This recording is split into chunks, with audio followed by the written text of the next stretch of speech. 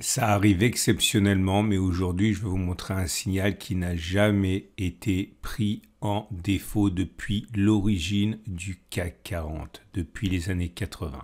Alors, il y a un mais, néanmoins, cela pour l'instant n'a jamais échoué depuis l'origine du CAC 40. C'est ce qu'on va voir dans cette vidéo. Salut, c'est Trado, content de vous retrouver pour la mise à jour de l'analyse technique du CAC 40. Encore une belle séance, on s'adjuge 1,06%. Et on est venu combler le gap ici qui avait été ouvert, c'était sur la séance du 10 mars. Il n'y a pas eu de défense du gap, comme on peut le voir, elle a été comblée sans aucune contestation possible. Seule petite victoire symbolique de la part des baissiers, eh bien on a clôturé à l'intérieur du gap et pas au-dessus du gap. Mais en tout état de cause, ce gap a été comblé et son incidence baissière est donc contrecarrée pour l'instant. On voit d'ailleurs que cette clôture de gap se fait à l'aide d'un autre gap ici, c'est-à-dire qu'il n'y a pas de cotation entre les plus hauts de la séance du 29 mars et les plus bas de la séance du 30 mars. C'est un signal de force normalement et à partir de là, la question de la nature de ce gap, comme d'habitude, s'impose. S'agit-il d'un gap de continuation? S'il s'agit d'un gap de continuation, vous connaissez la stratégie, vous prenez la distance parcourue avant le gap, vous reportez ça par-delà le gap, ça vous donne un objectif qui donne un petit peu le vertige, puisqu'on parle de 7600. Si c'est un gap commun, eh bien, il sera comblé très rapidement et si en l'espace de moins d'une semaine, on va dire, on passe en dessous du gap bleu à un moment ou un autre, eh bien, il s'agira d'un gap commun. Et s'il s'agit d'un gap commun, je vous rappelle qu'en général, ça ouvre la voie à une période de latéralisation, une période de trading range, ce qui est quand même assez plausible compte tenu des mouvements que l'on a pour l'instant. En tout cas, vous remarquez également que la stratégie que je vous ai expliquée hier, qui consiste à repérer les cassures d'obliques, vous voyez, quand ça descend violemment, que l'on casse à la hausse, que l'on retrace un petit peu et que l'on repasse au-dessus des précédents sommets ici, eh bien, généralement, ça va plus haut. C'est ce qui s'est passé. Je vous invite vraiment à regarder cette stratégie si vous n'en avez pas, ça peut vous aider.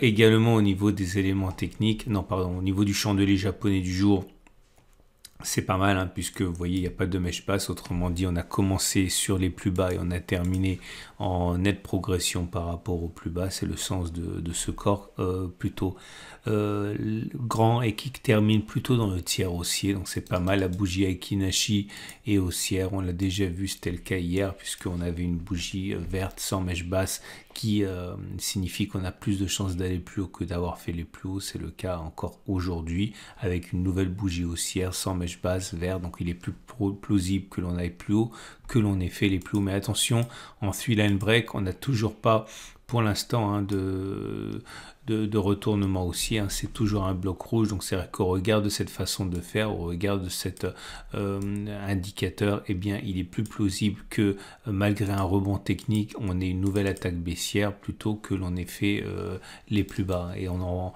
pourra simplement changer d'avis lorsque l'on aura un bloc rouge, ce qui n'est pas encore le cas pour l'instant. Je reviens sur mes chandeliers japonais classiques et au niveau des éléments techniques, plusieurs choses à remarquer.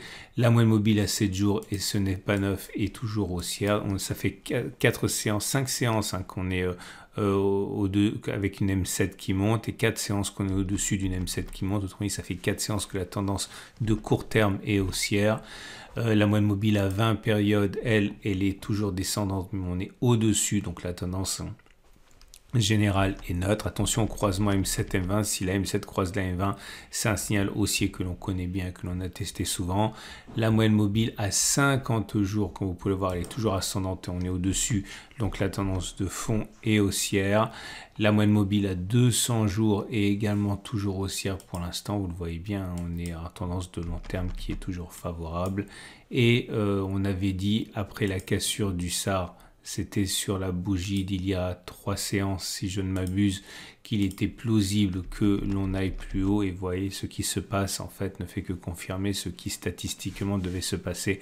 Attention quand même, hein, conformément à ce que j'ai déjà dit à plusieurs reprises, n'oubliez pas que lorsque vous avez des setups qui fonctionnent dans un sens et qui ne fonctionnent pas dans un autre sens, c'est généralement le sens que la tendance est en train de changer. Et justement, voir le fait que tous ces setups haussiers, ces stratégies haussières ont fonctionné, peut être le signe, hein, que la tendance n'est plus baissière, hein. Donc il faut vraiment se méfier de ça. Et justement, aujourd'hui, je vous amène au niveau des indicateurs techniques sur les données mensuelles. Et vous savez, on a vu hier, hein, que le signal haussier délivré par le cycle de Schaff invitait à considérer qu'on avait une probabilité très élevée d'aller plus haut. Ça a été déjà fait, hein, sur la séance d'aujourd'hui. Je vous amène du côté des données mensuelles parce que regardez, ça n'arrive pas tous les jours et en vérité, ça n'est arrivé que 10 petites fois depuis la création du CAC 40. Eh bien, on vient d'avoir un signal haussier pour le mois de mars au niveau du cycle de Schaff qui, comme vous le voyez, vient de passer de la zone de survente en dessous de 25 à au-dessus de 25. Hein. C'est le cas sur le mois de mars. Bon, à moins qu'on s'effondre vendredi, il y a peu de chances pour que le signal soit invalidé. Et on va regarder ce qui s'est passé les fois précédentes que le cycle de Schaff a délivré sur des données mensuelles un tel signal. Et regardez, c'est rare, hein, c'est arrivé ici. C'était en 2020, décembre 2020, donc après la crise Covid. Hein. Et j'ai mis 2 pouces verts. J'ai mis 2 pouces verts parce que, regardez, une fois que le signal a été donné là, si on met un stop de protection en dessous des précédents plus bas, ici, on voit que à partir du moment où le signal a été donné sur cette bougie, eh bien non seulement on a clôturé plus haut, mais si on prend la distance au précédent plus bas, eh bien 33,25%, on voit qu'on a fait au moins la même distance mais vers le haut, on a fait 35,7%. Ok, donc 2 pouces. Là, vous avez un pouce vert et un pouce rouge parce qu'une fois que le signal a été donné sur cette bougie ici, vous pouvez le voir, si on prend un stop de protection en dessous des précédents plus bas du cycle de survente 17-18, alors on ne les a pas fait, on a été invalidé sur cette bougie-ci. Par contre, on a eu au moins une clôture mensuelle au-dessus.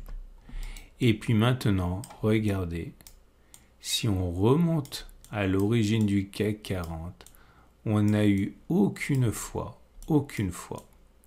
où cela n'a pas été un succès. Autrement dit, ça y est, je suis à l'origine du CAC 40.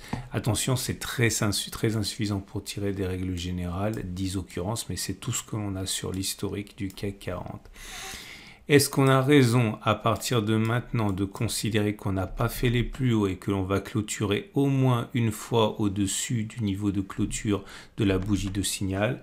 Oui, 100% des fois, 10 fois sur 10, 0 fois sur 10, on ne l'a pas fait. Autrement dit, si ce backtest était valable, et il ne l'est pas parce qu'on ne peut pas tirer de loi générale à partir de 10 occurrences, il demeure que depuis l'origine du CAC 40, jamais on a clôturé, on n'a pas clôturé, pardon pour mauvais français, au-dessus du niveau de clôture du signal. Et 9 fois sur 10, 90%, on a clôturé au moins, enfin on a atteint au moins l'objectif qui était de prendre la distance au plus bas du cycle de survente, 22,5% vers le haut. Qu'est-ce que ça veut dire? Ça veut dire tout simplement que si on fait de l'analyse technique probabiliste, il est hautement plausible qu'on ira plus haut et qu'on a fait les plus bas de cette crise. Il faut vraiment garder ça à l'esprit. Okay, et ça va dans le sens des derniers backtests que l'on a réalisés. Souvenez-vous, hein, que ce soit le cycle de Schaff, que ce soit le MACD, etc. Il y avait beaucoup de choses qui militaient pour le fait qu'on allait faire, bon, ça dépend à quel moment le signal a été donné, mais globalement, ça donnait la même distance du signal vers les plus bas, mais reporté vers le haut. Autrement dit, une cassure des précédents plus bas.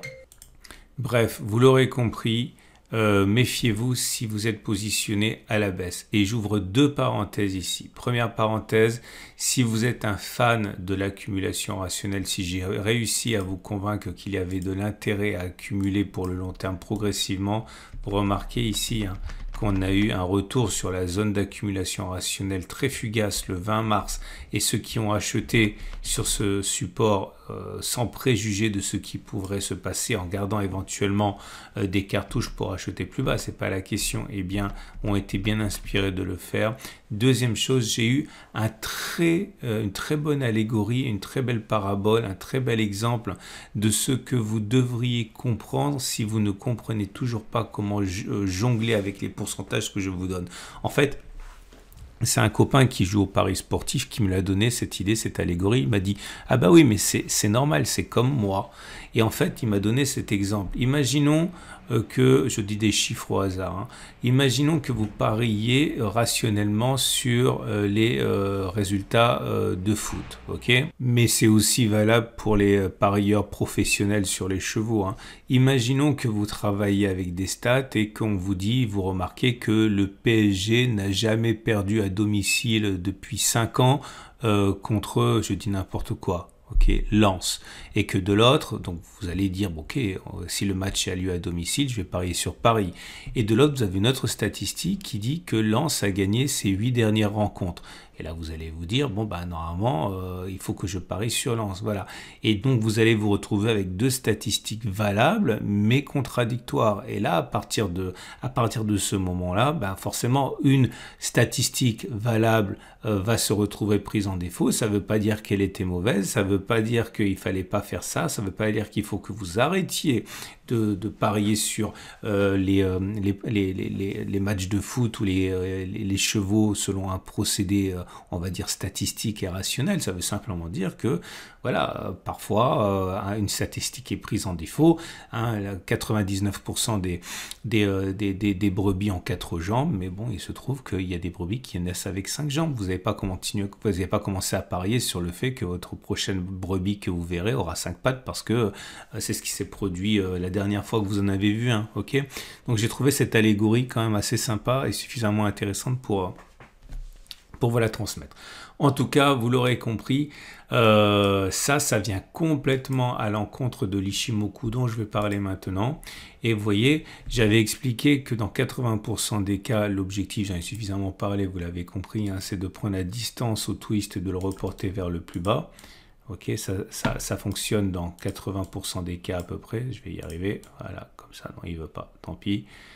Regardez, je vous donne un exemple ici. Ok, vous prenez la distance au twist. Non, c'est un exemple difficile. Ça, c'est des exemples qui ont échoué. Donc, je prends un autre exemple.